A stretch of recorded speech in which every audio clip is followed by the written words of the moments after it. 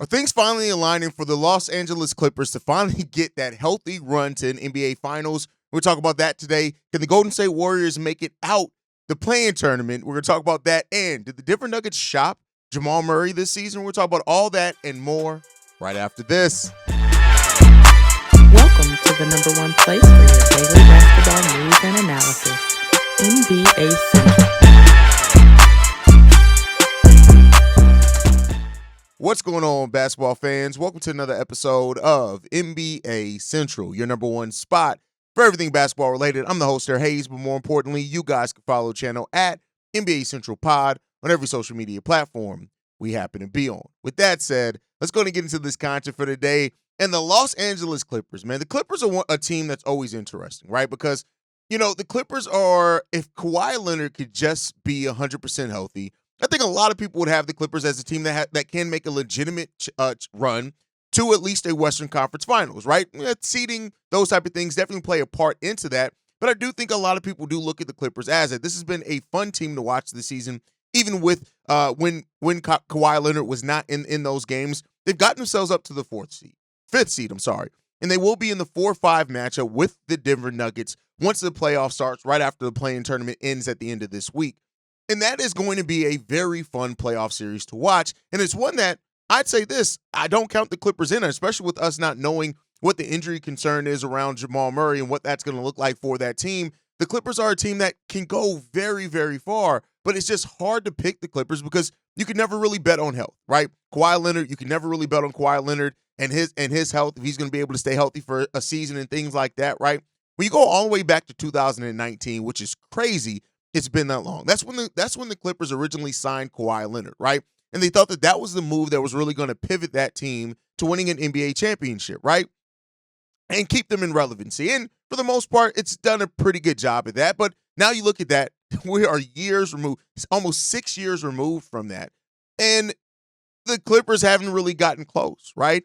You look at Kawhi Leonard in his first two seasons in the Clippers uniform, where they made a conference semifinals the first year and the conference finals in the second year. But then you look at how injuries derailed that team, right? Since making a run to the conference finals in 2021, the Clippers missed the playoffs in the 2022 playoffs, right?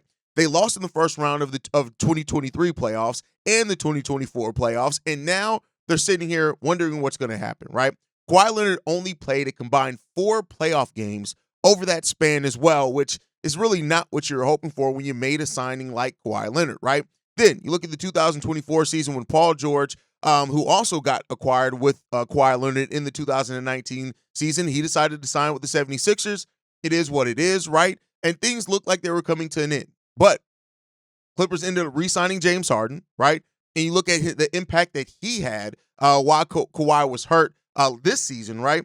2023-24 season, James Harden's impact was okay, right? It made much more of an impact this year, and it is what it is, right? The Clippers also, when you look at it when it comes down to it, this season they look like a playoff team for the entirety of the season. There was no doubt about that, right? But it didn't seem like a team that was going to make very much noise, and I mean, still people have the right to have doubt about that. I mean, can they really contend with the OKC Thunder, things like that, right?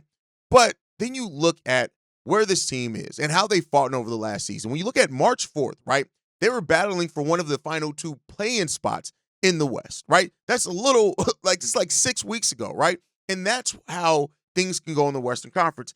March 5th, the Clippers went 18-3 and managed to close the season winning 8 straight games, securing the 5th seed in the Western Conference, right? And you can't, that adds to that feeling that the Clippers, this may finally be the year where the Clippers can finally make some noise in the Western Conference Finals. A healthy Kawhi Leonard, a healthy James Harden, they're clicking really good as a duo. You have the good supporting players there as well. You're facing off against a Denver Nuggets team that just fired their head coach. Jamal Murray's not going to be 100% healthy. They're 10-11 as well since March 9th. And these two teams are going in complete opposite directions as far as the trends that face those teams, right? So would it be surprising if the Los Angeles Clippers upset the Denver Nuggets in the first round of the playoffs, if that's even what you want to call it? No, it wouldn't, right? Now, in the conference semifinals, the Clippers would be taking on the Oklahoma City Thunder, and that's where things would get very interesting for, right? And OKC has been good for years on row, right? but people still look at that team for some reason in doubt, whether it's the shooting and things like that. If they can really make that goal this season, here's the thing. The Clippers are going to be bringing experience to that if they can make it past the Denver Nuggets. We're not trying to predict anything so far, but it does seem like things are finally starting to come together for this Clippers team at the right time. Is it going to be a first-round exit? There's a chance of it. I would probably pick the Clippers right now over the Denver Nuggets because I think that they, surprisingly enough, are probably the more healthy team, right? But it's going to be a fun playoff series for that Clippers team. And what they do and how they grow through that and how they play in that playoff series is going to determine a lot for them going forward, right? And I think that's the thing that you really have to look at for with this Los Angeles Clippers team. And I do think that this is a team that could have a very fun playoff run ahead of them going into the NBA playoffs.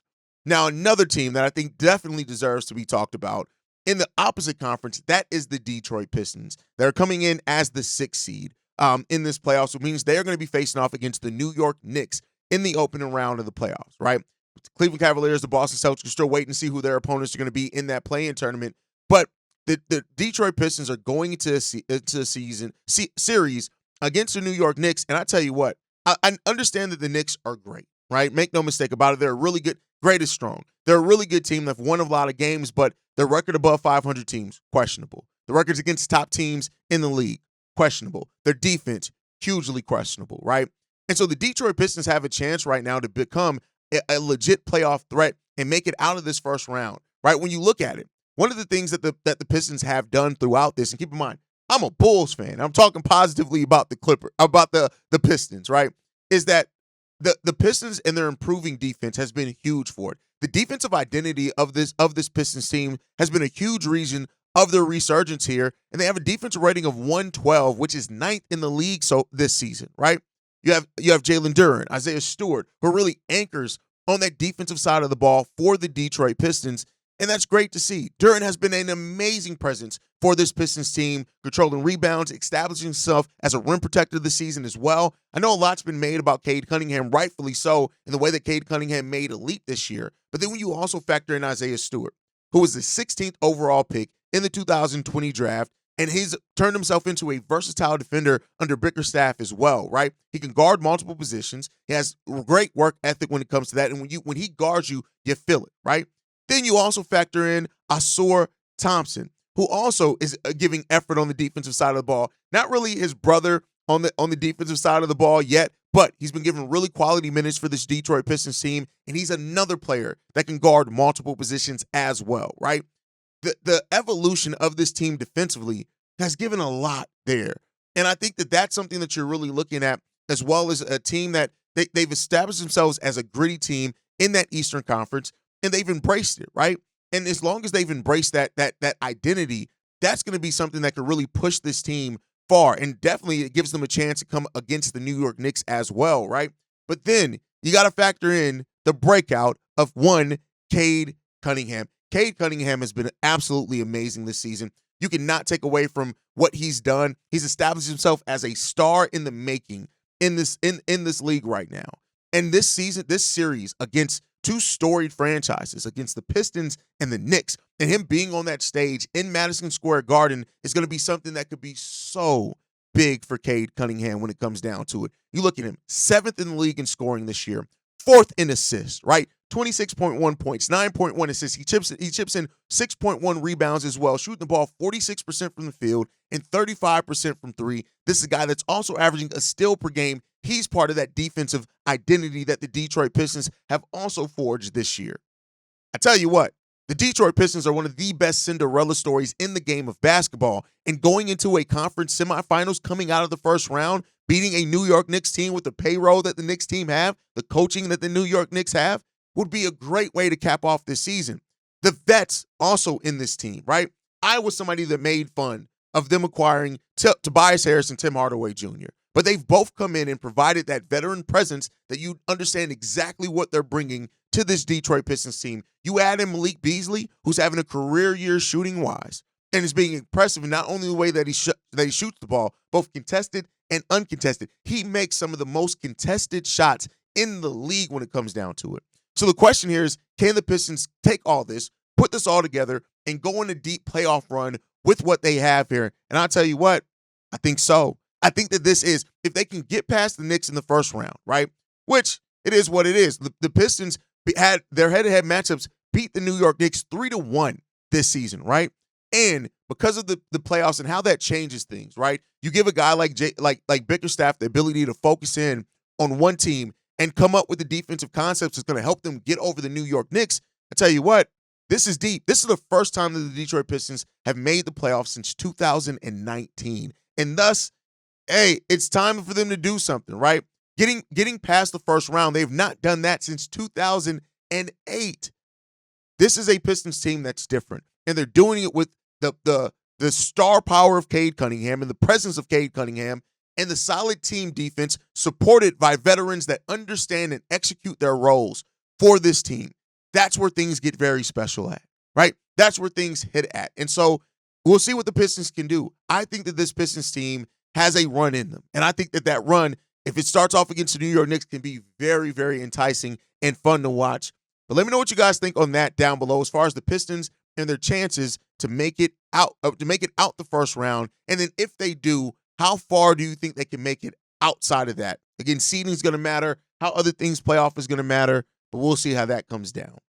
From one team to another, let's go back west to the Golden State Warriors. Now, this is a team that has come on. Since Jimmy Butler joined that team, they played so well. Now, I wanted to see the Warriors get to avoid the play-in tournament because one and done, anybody susceptible to that. You know, the Warriors have joked about, especially with Jimmy Butler and his history of making it through a play-in, that was kind of destined for the team to be there.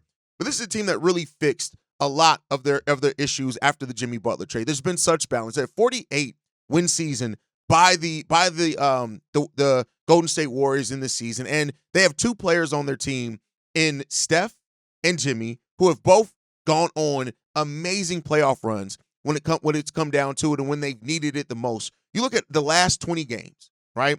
The Warriors were 6th in net rating, 11th in offensive rating, 6th in defensive rating, 8th in true shooting percentage. So this is a team that's getting it done. They were 2nd in free throw rate as well. That's partly because of Jimmy Butler and the way that he was getting to the free throw line initially. They're the number 1 assist team and number 1 steal team in the league. This is a team that can absolutely make it out the play-in. But the fact that they got to go through the play-in does raise some questions. Now, they're the 7th seed. They're going to get 2 chances at it, right? Even if they lose to the Memphis Grizzlies, which I don't necessarily expect, but if they do, they'll have to beat the winner between the Kings and the Dallas Mavericks. I think there's a good chance they can do either, right? But you can't take that for granted. They're going to have to come into this play-in series prepared, locked in, and ready to go. And there are starting to be some questions around this, right? Surrounding Jonathan Kuminga, who did not play in the season finale game in which the Warriors lost in overtime, 124-119 to the Los Angeles Clippers, who we just talked about a little while here before. And in that game, Steve Kerr did not go to Jonathan Kuminga off the bench like he's done throughout the season. And one of the reasons that he gave to that is he didn't want to disrupt the chemistry of the Golden State Warriors team. He said, so there's a question for that, right?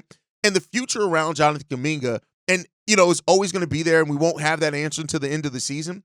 But I do think when you have to look at this and ask, how is this balance going to shake out in the play-in and in the playoffs, right? And that's the question that you have here when it comes down to. Steve Kerr said this. They like the other stuff they do. We've got a unit that we like. They got a rotation they like. I think we can all concede. Maybe you need to be better in certain areas. He has not reached that conclusion. This is not worth the risk of playing him to mess up their chemistry. That's a tall saying there to say about your player that's young, up and coming, and it could be one of the reasons why or could help you get over the hump in some of these games. Now, Jonathan Kuminga is a talented player, but he's a talented player he's headed to restricted free agency, but he can help this team. Now, it's up to him to find a way to fit in, make no mistake about that. But I think ultimately, when you look at this all and you ask this question of what the Golden State Warriors are going to do with their rotation, with their balance in this play-in and in the playoffs, there's tons of questions to be figured out there. And that's why if the Warriors had a more firm rotation where Steve Kerr felt confident about playing these guys deep into the bench, it doesn't seem that he does, though, right? And that really impacts the way that I personally look at this offseason run or this postseason run by the Golden State Warriors. Now, I like to bet that having Jimmy, Steph, and Dre's locked in again defensively. Having those guys, you like to think that they can put together a run and be a tough out at the very minimum. But we've seen it before, and we've seen teams not be able to recapture or capture any type of magic. And it really kind of, their postseason comes ending a lot earlier than expected. Could that be the Golden State Warriors? We'll see. But I want to turn this one over to you guys. When you look at the Golden State Warriors, how far do you think they can go in this postseason? Do you think they can make it to conference finals, a conference semifinals? Hell, do you think they'll have a difficulty even making it out the play-in? Let me know all that down below. Now, with that said, I got one more thing that I want to talk about. The Nuggets saga has gone, and we know it's going to be a lot talked about until they get a new guy, a new vision in here. But I think when you look at it, we heard recently that they did try to or look to move. This one comes from Bennett Durando out of the Denver Post, and did say this, that they did explore trade options for Jamal Murray this season, right? Is that they explored trading him, and they may look to trade him this offseason. Going so far as to saying this, Malone grew increasingly frustrated with the roster construction after the Nuggets forsook their right to match contract offers for Caldwell Pope, sources said. The veteran guard ultimately signed with the Orlando Magic for 3 years, $66 million. Booth believed the sacrifice of KCP and other more significant pivots could be necessary to win a second championship. He even explored trades involving Jamal Murray last offseason and Porter during the season, which we did hear about, right?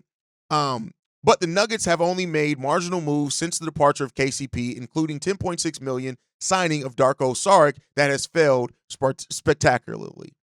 And I think that this goes back to why you need new eyes on this team. If you need to move on from Jamal Murray, you want a coach that's going to be able to be removed from that. You want a front office that's going to be able to be moved from that. Now, we also heard that Mike Malone wanted to trade Christian Braun as well, but that Calvin Booth didn't allow that to happen. And Christian Braun had a breakout year this year that they wanted him traded in the offseason, right? That was another player who had to dig his way out the bench and into the rotation of Mike Malone that necessarily Mike Malone wanted to see him gone. So there's tons of questions and what the roster is going to look like for this Denver Nuggets team, especially if this season ends in a first-round exit for them, which is a complete possibility as we talked about.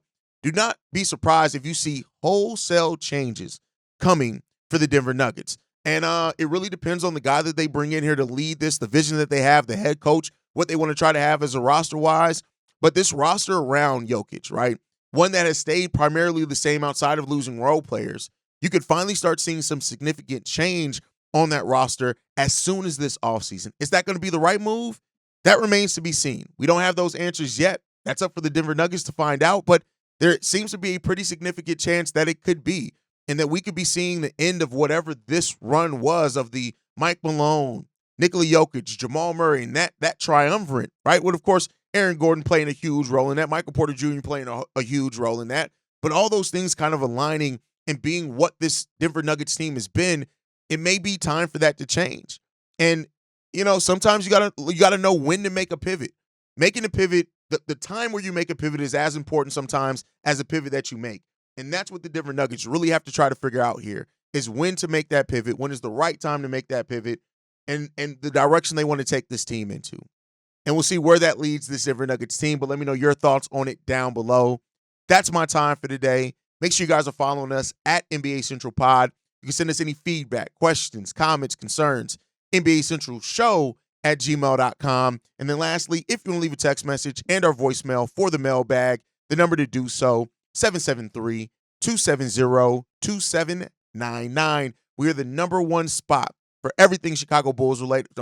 We're the number one spot for everything NBA related, but that's thanks to you lovely and beautiful people. And like I like to end every episode on, I see you guys the next time I feel like making a video, probably tomorrow. Peace, y'all. This has been a presentation of the Breaks Media.